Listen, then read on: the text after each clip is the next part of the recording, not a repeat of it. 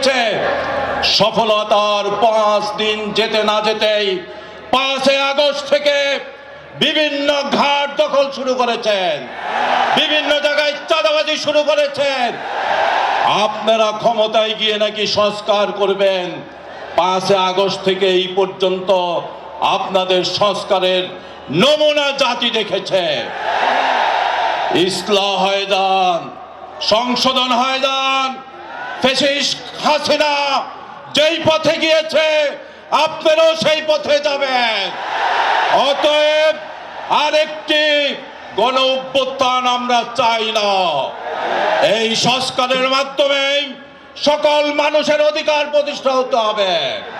এই দেশের মুসলমানদের অধিকাংশ মানুষ যেহেতু মুসলমান, এই দেশের সংস্কার হবে মুসলমানদের আকীদা বিশ্বাসের মাধ্যমে।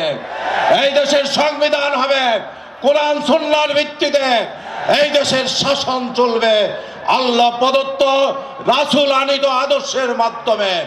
কিন্তু সকল ধর্ম বর্ণ নির্বিশেষে সকলের অধিকার এখানে প্রতিষ্ঠিত হবে। যুবক, শ্রমিক, আন্দোলনের কর্মী, আসুন গ্রামে গঞ্জে শহরে বন্দরে সবাইকে দাওয়াত দিয়ে সংঘবদ্ধ করে চরমনের পীর সাহেবের নেতৃত্বে একটি সংগ্রামের জন্য প্রস্তুতি গ্রহণ করি। সবাইকে ধন্যবাদ, যুব আন্দোলনকে ধন্যবাদ। আসসালামু আলাইকুম ওয়া রাহমাতুল্লাহ।